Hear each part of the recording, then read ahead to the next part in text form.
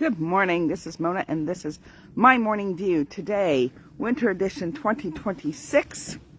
I'm not supposed to touch my face. Some of those camera tips that I just ignore. Because if I'm having a little fuzzy in front of my eyeball, I want it removed. Alright, so, it's winter edition 2026, that's right. And today is Fiesty Friday. Fiesty Friday. So what I'm going to talk about, I can't show the camera up there. She's doing her business. Had to take her to the vet yesterday. You know, that limping has gotten worse. So she's going to be going in for x-rays next week. At first they weren't going to do x-rays, and then we got a call back and said, yeah, let's do x-rays. That's fine. We want to get to the bottom of this. We want to know what's going on, why she's limping. We found out she does have arthritis in her back legs. That we know. They felt it crunching. So Fiesty Friday. Now, I could very well do this on a Memory Monday, because what I'm going to do is I'm going to give you a little history lesson. A little history lesson for those of you that don't know. Now, mind you, this is my disclaimer. I did not study this out, you know, like in deep detail or any of that. A lot of this is stuff I just know. A lot of it's stuff that, you know, gotta break some of those archives in the brain in order to, you know, break the seal open and see what's in there. And that's one of the many reasons why I do this impromptu. Along with that, I'm just out here with the dog. All right, so what I'm going to talk about today, I chose Fiesty Friday to do because it's controversial. There will always be controversy dealing with any type of politics of any kind. I'm not going to talk about politics in general in the U.S. That's not what I'm talking about. I'm going to talk about Iran. So, with Iran, where do I start? Let's start in 1941, during World War II. World War II. The Shah's father was, like, removed and taken out of the country by the British and Soviet forces.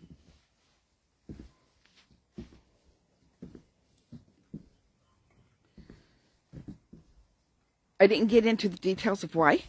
I did not research it. I just know that that happened. I'm a World War II buff, but I'm not, you know, like, I don't go deep diving into the Middle East during World War II. I'm more like a Pacific Ocean and European front, right? The Pacific theater and the European theater, and a lot of times people forget that a lot of the battles took place in Africa and the Middle East. So, you know, there's that. So, he was taken out, and so his son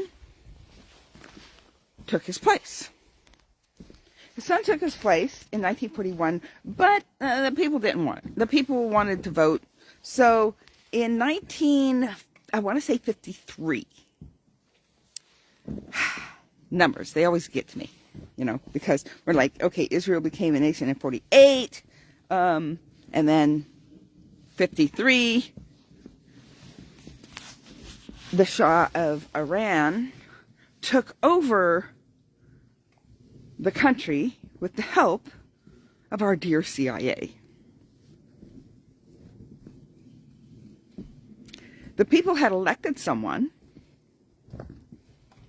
and that didn't quite sit right. So there was a coup, if you will, and the Shah of Iran took over fully. Now, the country prospered under the Shah of Iran. But you also have to remember that the Shah of Iran had some enemies. He had some enemies because he took over the country. right? So you're going to have some enemies. And so anybody that didn't, go along with what he wanted, well, let's say it's not American justice. Okay. Now, moving forward, it was corrupt. Politics in general is corrupt. In the sense of when you have man leading the politics. I mean, look at our own country, right? Even right now, the corruption goes so deep that children were trafficked and abused and maybe murdered. I haven't gotten into the Epstein files. I haven't done a deep dive. I'm saving my brain for more positive things when there's nothing I myself can do about the situation. That is stuff that our politicians and our government and our law enforcement needs to address. But there's corruption. So there's stuff we don't know.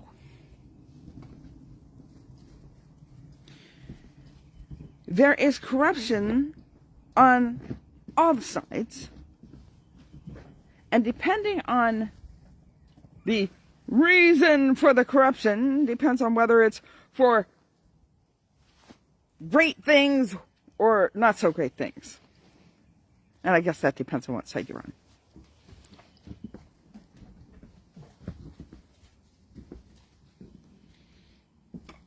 So,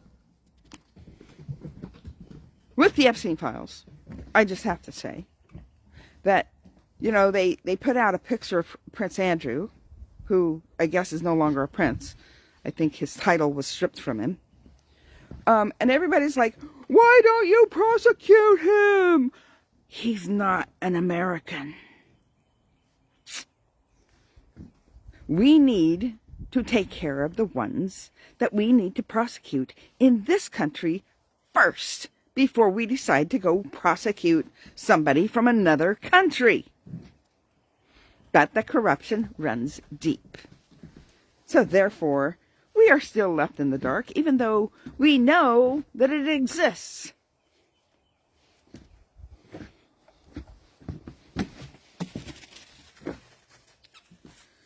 So there was corruption with the Shah of Iran. The Americans wanted him in. That's why the CIA got involved. Definitely had to do with oil. A friend of mine was talking to me about the oil crisis back in '79, and I was like, no, it was earlier than that. I remember being in the hot summer sun, sitting in a line down in town, in line to get gas so that we could go home, because we weren't going to make it home without getting gas.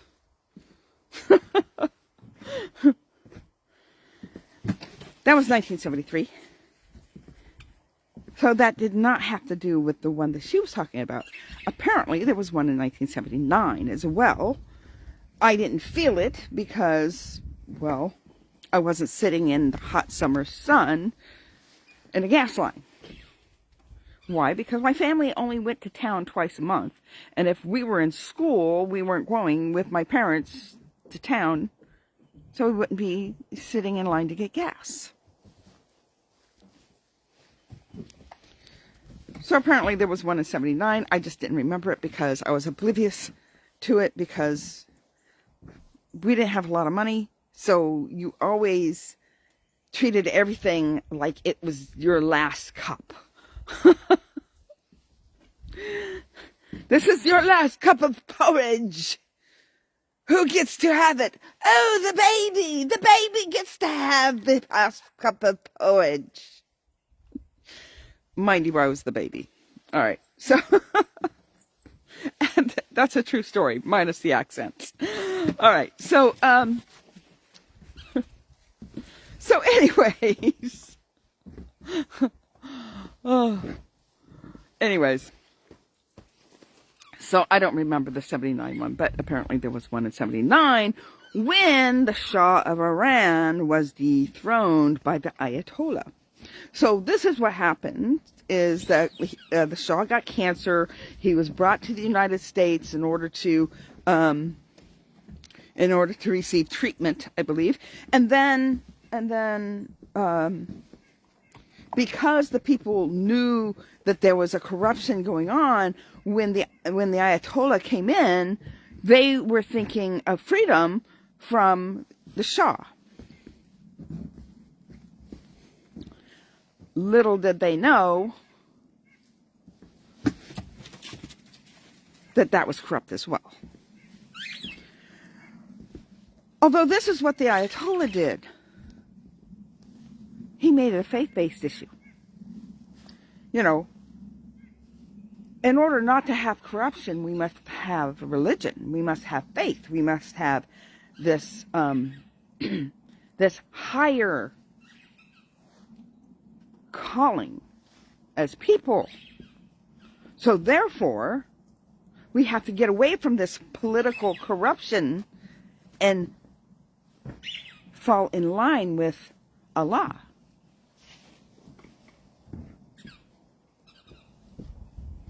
Except for this is what happens when you let religion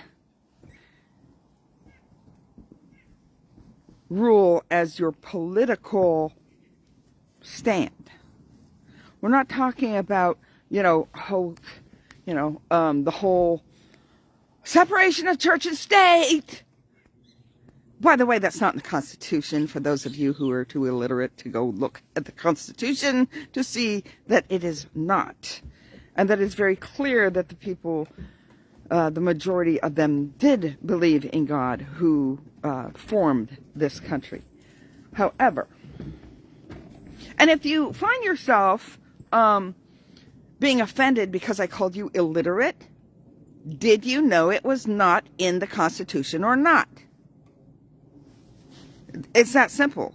You get to call yourself illiterate if you didn't know. I didn't say you were stupid. Illiterate just means you don't know. In case you didn't know. This is Feisty Friday. I get to offend. I forgot to tell everybody that. Feisty Friday is my day to offend. And sometimes even myself. Alright. Moving right along on this little history lesson. So, what they did was they used faith as a fear to control the people. And that's what will happen when you let religion take over as the political entity.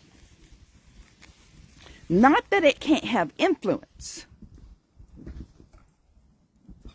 Faith should influence politicians and politics. There should be an influence. There should be somebody there to speak up for the person of whatever faith there is. So, Christianity has reason to be in the political realm. Not as political nationalists. But that's another story.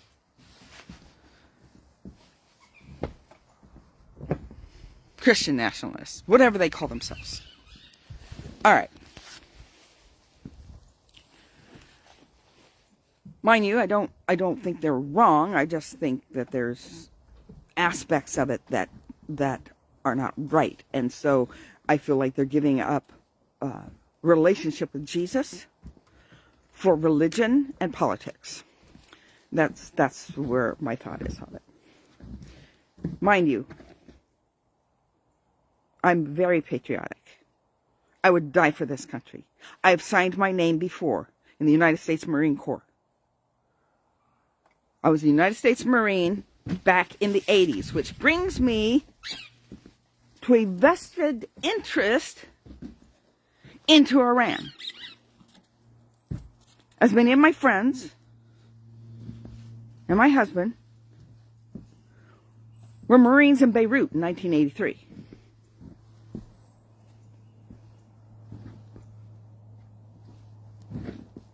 They're like, long time coming. The murder of peacekeepers. Which brings me to another thought. Oh, before I get to the peacekeepers, because I gotten a little in a hurry, is I wanted to talk about. No, I talked about when in '79 when the Ayatollah took place. Okay, so moving on to 1979 is when the Iran hostages were taken.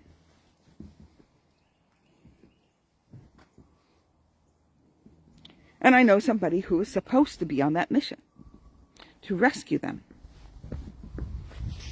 Ended up not being on the mission. And that mission failed.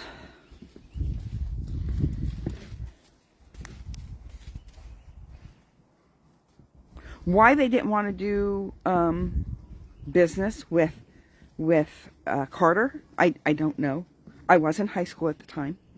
I remember a girl whose parents were one of the hostages. I don't know if she was staying with her grandmother, her aunt. I don't remember. I just remember hearing about how she was sent back to the U.S. Before any of that happened. And I guess the parents didn't get out. So anyways, moving right along. 1983, Beirut, Hezbollah backed by Iran.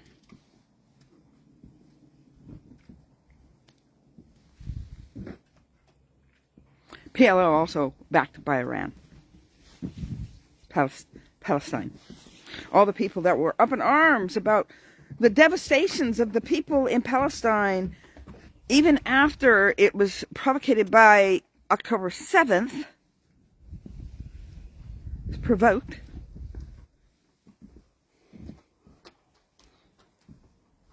A country has a right to defend themselves.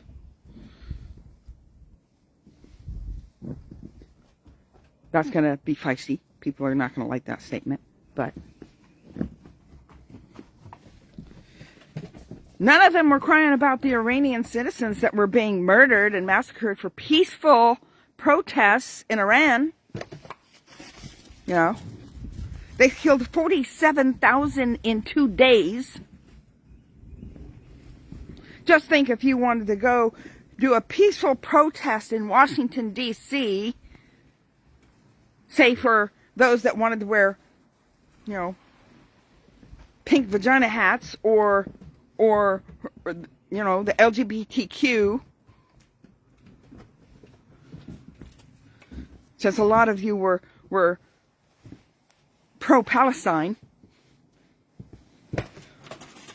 Or these young college students that, you know, get indoctrinated by the liberal education system.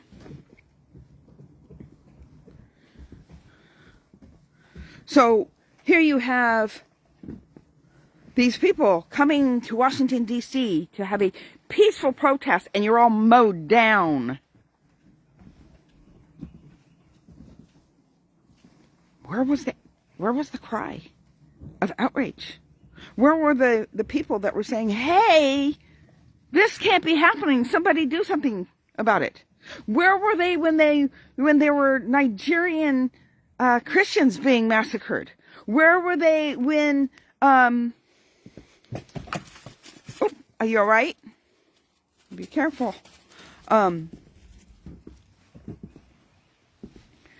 You know, where were they? There's multiple countries where people were being annihilated, and there was no protest for them. Why for one regime and not for the other? I was telling somebody it's beyond politics. This is a spiritual issue. So now we're going to go further back into history.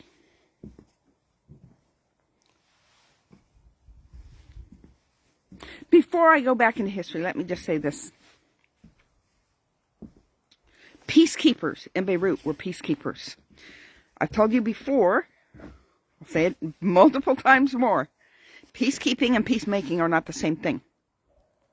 Peacekeeping is putting a lid on it, holding everything at bay, lets everybody get along, but all the while underneath it's boiling and boiling and boiling and getting ready for the explosion. Peacemaking doesn't always look like peace. Sometimes peacemaking looks like war. Sometimes you have to ruffle some feathers to bring peace into the place. And that's what's happening now. I know there's going to be people that are going to disagree with me, and that's okay.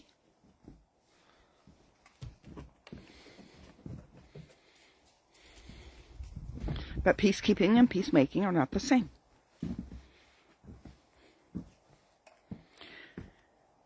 The problem right now is, now that you have chopped off the head, how many little legs belong to this beast?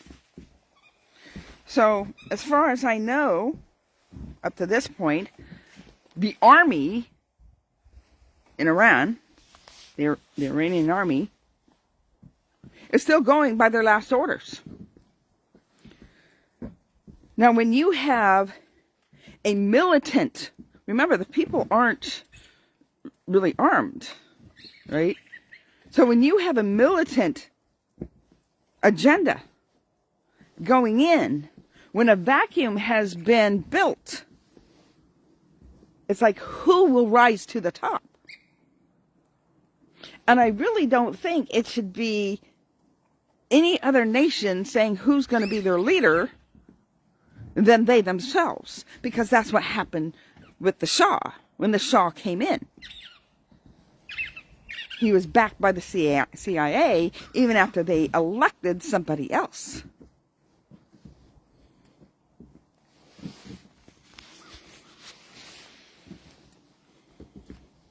That's where our hands need to be up. The thing of it is I don't know the education system in Iran. I don't know who knows what about anything outside of their own space. Will they know somebody is going to be corrupt or not? And do any of us ever know? You can do so much research, but when it comes down to it, sometimes people are good until they get power. People say, oh, money corrupts you. No, it doesn't. No, it doesn't. Money amplifies whatever is already in here. Money amplifies what's already in there. So if you are already a corrupt individual,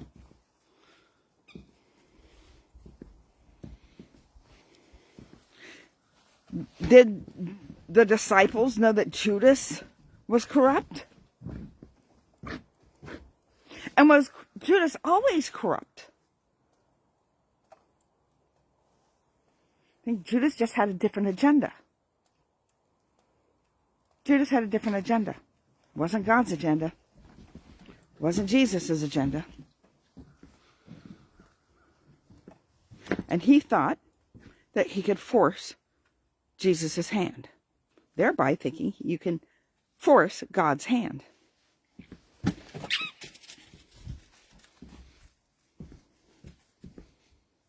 So let's move on to the spirit part of this. This is the time of Purim. Don't think it's an accident. Do you know what Purim is? Most Christians do not. Purim was the time of Queen Esther. Her husband, Xerxes, you remember Xerxes? I told you about Xerxes before, about the 300. All right, so the Spartans.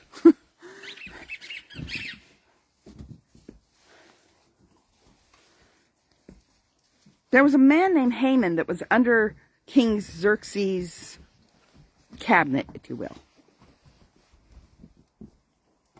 And he really despised the Jews. His whole agenda was to kill off all the Jews.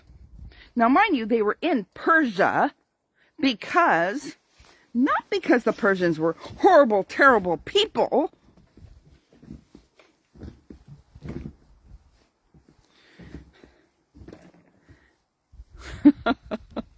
I know people are going to hate me.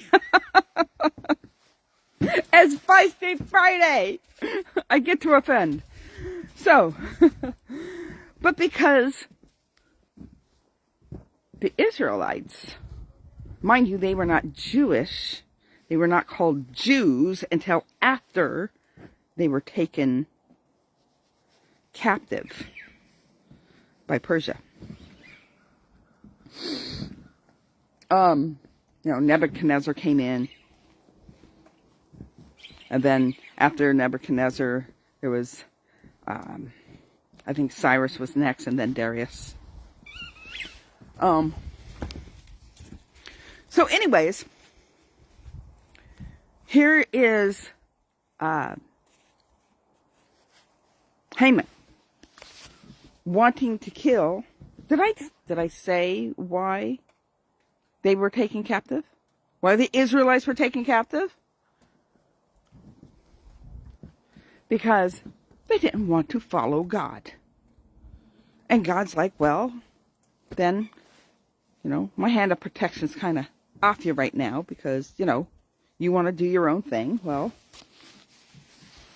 I gave you warning. I gave you prophets. They all told you it was going to happen. You didn't want to listen. Well, now you're going to have to deal with the consequences. And the consequences isn't a punishment from God as much as it was consequences for how the Israelites wanted to behave. Because behavior has consequences. So here we are in Persia. And Haman hated them. Anti-Semitic. From the get-go. Haman had sons.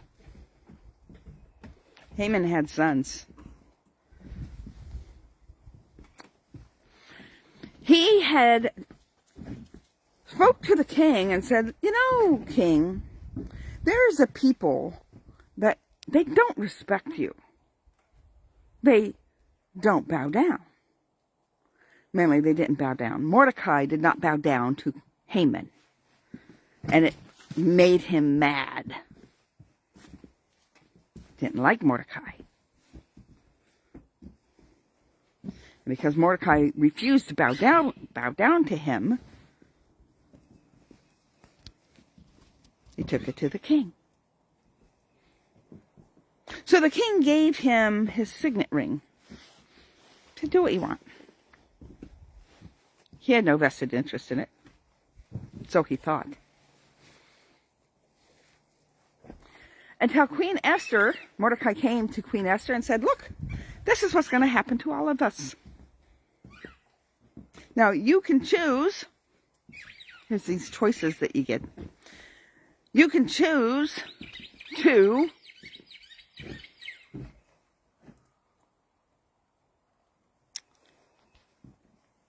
do nothing, but you and your household will die.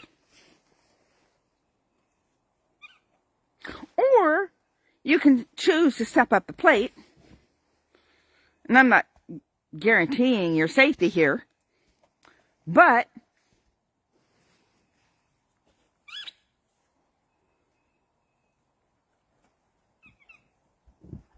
perhaps God put you in this position as being queen for a reason. The famous phrase, such a time as this. Such a time as this.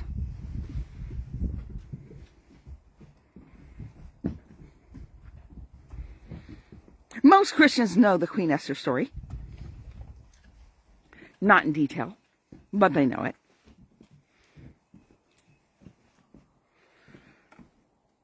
not all of them knew that Purim was the holiday that the Jewish people celebrate this historical event. So Queen Esther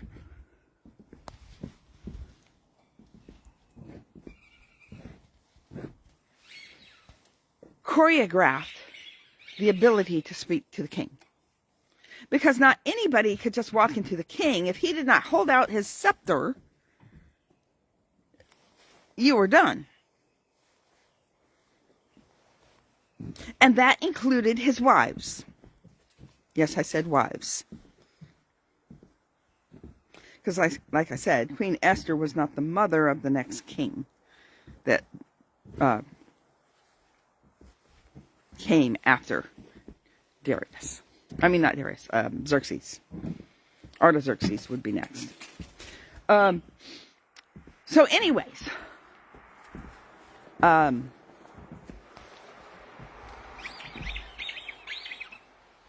think it was Artaxerxes. At this point,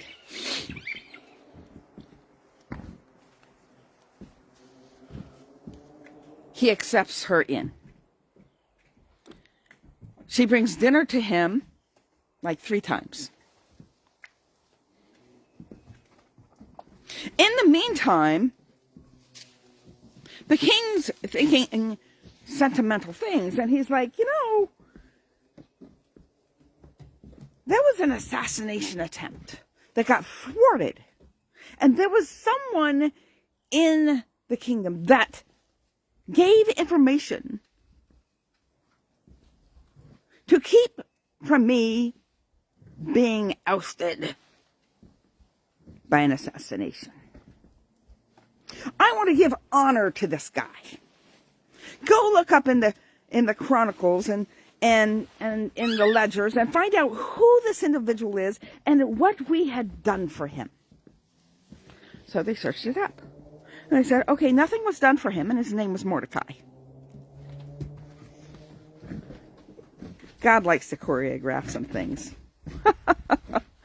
Unbeknownst to us. And all we have to do is say yes.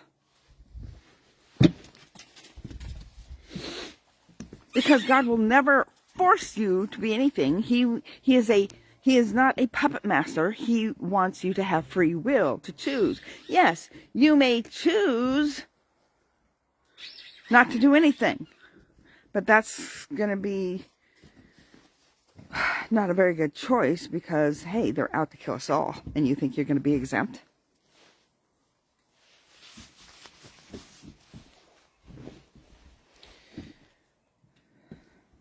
Religion will force you to do things, like in Iran. Forcing women to wear burqas.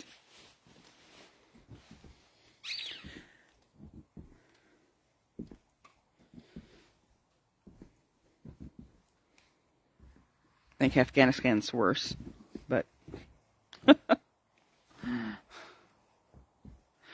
So here we are with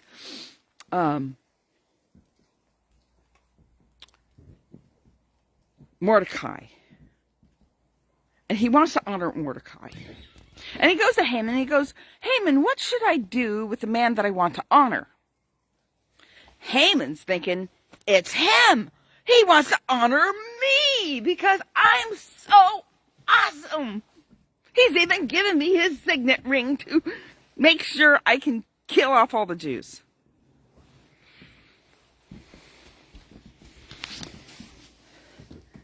In this process, he was building gallows to hang Mordecai. So he said, oh, I would put on the robe. I would prance him around the town. I'd make everybody give him homage. And he goes, okay, I want you to go down and get Mordecai and put him on my horse and put on my robe and parade him through the town so that everybody could give him homage. Haman's like, What? I wanted to hang him from the gallows. I wanted to be paraded around town. Didn't work out for Haman. In the meantime, Esther was using strategy. And it came to that place where she finally told the king why she was giving him dinner. There is a man that wants to kill all of us. And there's a decree out. And I'm one of them. Well, the king had his hands tied because the signet ring basically meant he signed off on it. So he couldn't retract it. Retraction makes you look weak. Kings don't like to look weak. So he goes, this is what I'll do. Give Mordecai this ring. Have him make a decree. Seal it. That you can defend yourself. You can defend yourself?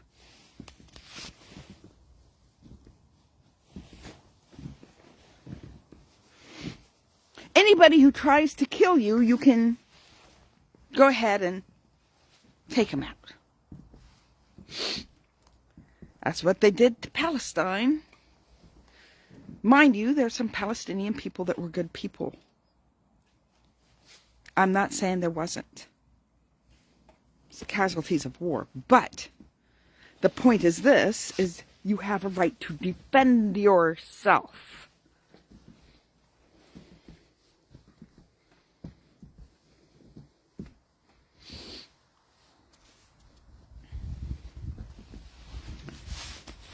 The people of Iran were fed up.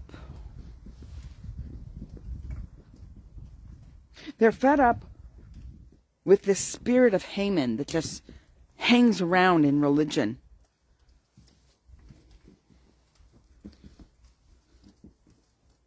Mind you, Haman, the gallows that he had built for,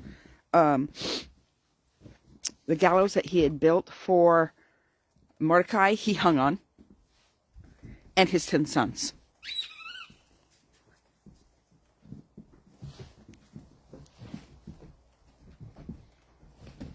And his 10 sons.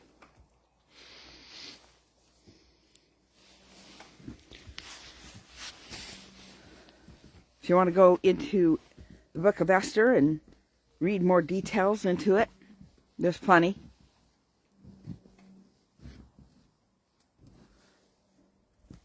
But anytime there is anti-Semitism,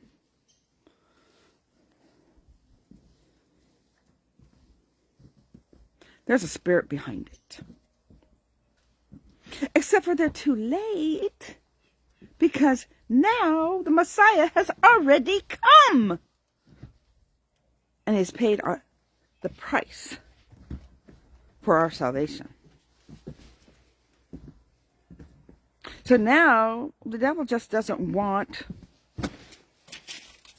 Christians. So he'll take them out any way he can. And he doesn't like Jewish people because that's where the Messiah came.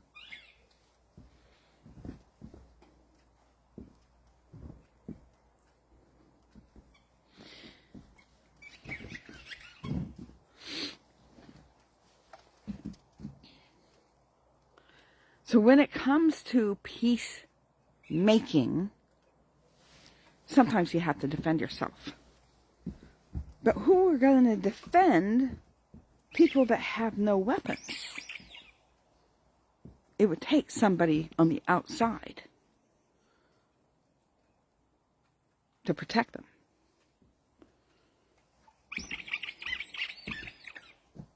It takes somebody with weapons to protect them.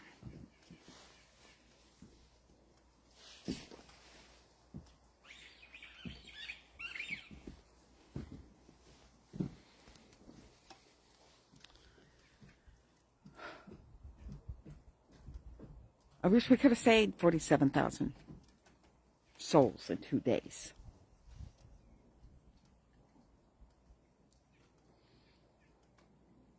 But the governments know that there are people that don't like it.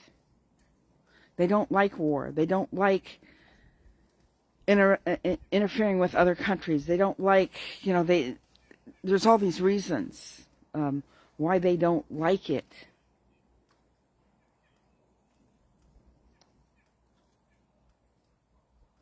And some of them, their heart is in the right place. They just don't know military strategy or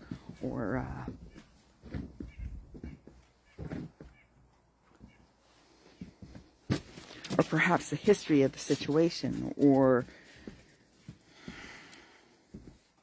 what's really going on, because they only hear what they want to hear because they select who they hear from.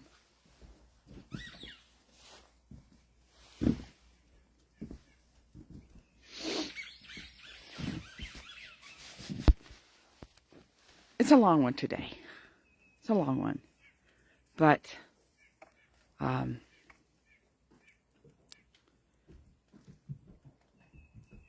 you needed to know a little bit of the history. And you needed to know the spiritual problem. Remember, Daniel dealt with the spirit, the Prince of Persia. The Prince of Persia wasn't a man. He was a spirit. Remember, we wrestle not against flesh and blood, but principles, spirits, principalities and principles, hierarchy.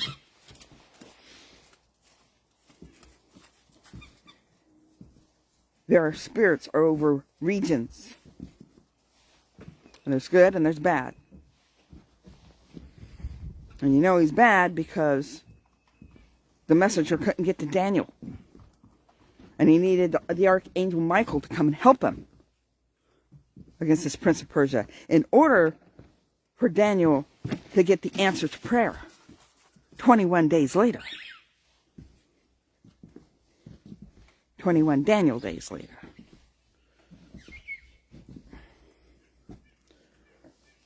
So things are being fought in the spirit realm. There's so many parts to this. That's why it was so long. It was the history of Iran, of how the Shah was there in the first place, and how the Ayatollah came into power, and all the stuff that happened in between, and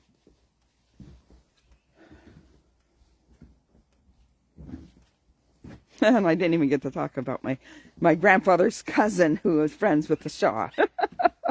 Not cousin, first cousin. Just, I don't know how many branches removed. It didn't fit in, and that's okay. All right, so like, share, comment. Go over to YouTube, Mona E. Harrison. You'll see my white face, my white face. My white hair, my beautiful face. And you'll know you're in the right spot. And when you get there, go ahead and subscribe and hit notifications, like, share, and comment there as well. It helps the algorithm. And have a blessed day. Make sure that you go over to YouTube, Mona E. Harrison, which is different than my profile picture.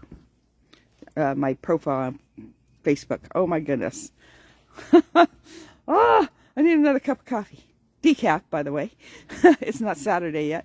So my profile, my name on YouTube is Mona E. Harrison. It is different than my Facebook profile. All right. Blessings, everybody. Have a great day, and I will see you tomorrow. Bye.